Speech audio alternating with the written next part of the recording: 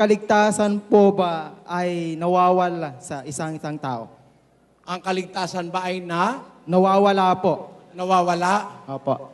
Alam mo, kapatid, yung paniniwala ng once saved, always saved. Naligtas ka na ngayon. Kahit mangalunya ka, pumatay ka, magnakaw ka, magdrugs ka, kasi naligtas ka na, ligtas ka na forever. Wala sa Biblia yun. In fact, walang sitas na ganun. Once saved, always saved. No. Maiwawala ng tao ang kaligtasan. Pwede mong maiwala yun eh.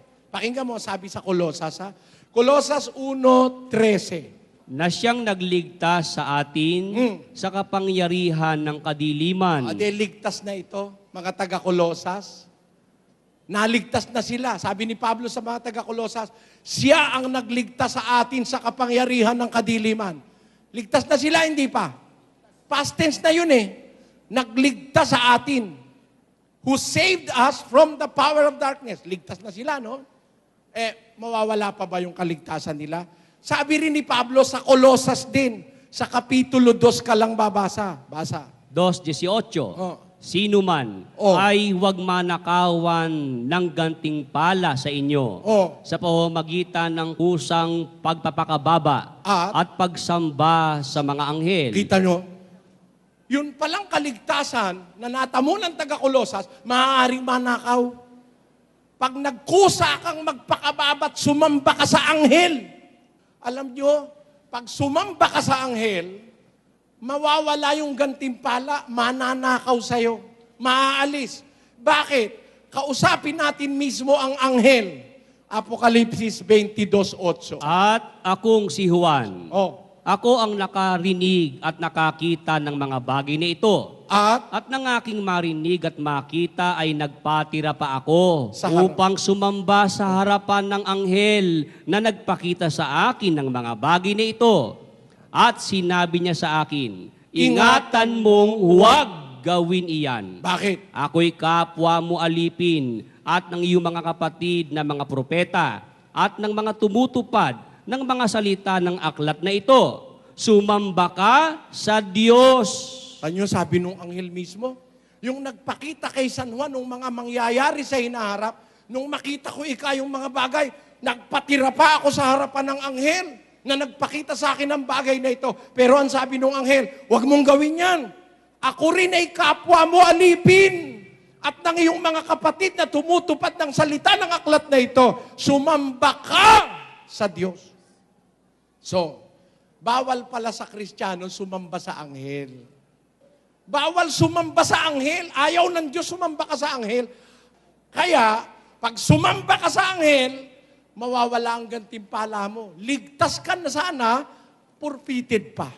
Anong katunayan? Basa. Mag-ingat kayo sa inyong sarili upang huwag ninyong iwala ang mga bagay na aming pinagpagalan. Kita nyo? Mag-ingat kayo, baka maiwala mo yung ipinagpagalan namin. Sabi ng mga apostol, ano ba yung kanila pinagpagalan, pinagpaguran, pinamuhunanan ng buhay? Yung aral, maiwawala mo yun. Yung kaligtasan, maiwawala mo yun. Si Judas, tinawag ni Kristo yun. Apostol yun. Nagmimilagro yun. Pero napahamak pa. Si Solomon, nagpakita sa kanya ang anghel ng Diyos 2 beses. Siya ay pinahiran ng langis. Naging pinakamatalinong tao si Solomon. Pero alam mo ba ang sabi ng Diyos kay Solomon? Basa, 28:9 ng unang kronika. At ikaw, Solomon, na aking anak, kilalanin mo ang Diyos ng iyong ama. At paglingkuran mo siya ng sakdal na puso at ng kusang pag-iisip. Sapagkat sinasaliksik ng Panginoon ang lahat na puso at naaalaman ang lahat na akala ng pag-iisip. Kung iyong hanapin siya, ay masusumpungan siya sa iyo. Ngunit kung pabayaan mo siya, kanyang itatakwil ka magpakailanman. Nawawala o hindi? Pag pinabayaan mo, tatakwil ka niya. Kahit sinabi mo pang nasa iyo na si Kristo, I have received the Lord Jesus Christ in my heart.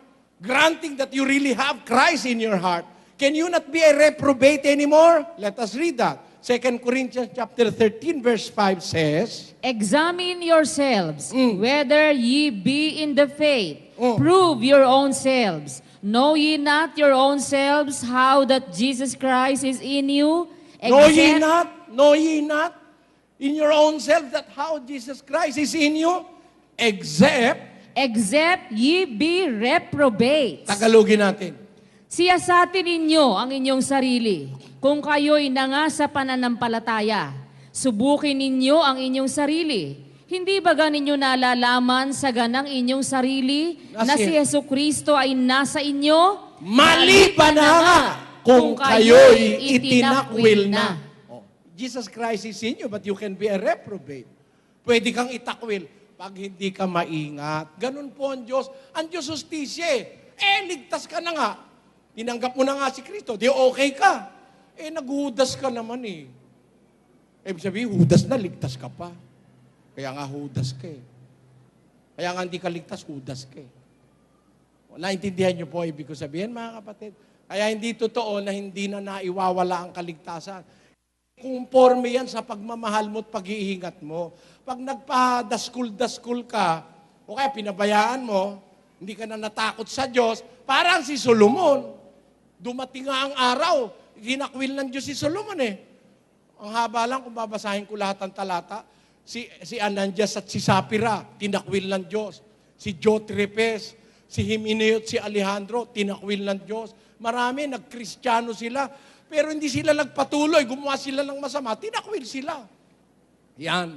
Nakita nyo, mga si Satanas nga Alam nyo ba, si Satanas dati nasa totoo yun Gusto nyo pruweba? 8:44 ng Juan. Basa. Kayo'y sa inyong amang Diablo. Oh. At ang mga nais ng inyong ama ang ibig ninyong gawin. Siya'y isang mamamatay tao buhat pa ng una. At hindi nananatili sa katotohanan. Kita mo, dati nasa katotohanan siya, lumayas siya Yan po. Okay na kapatid? Salamat po, Brother El.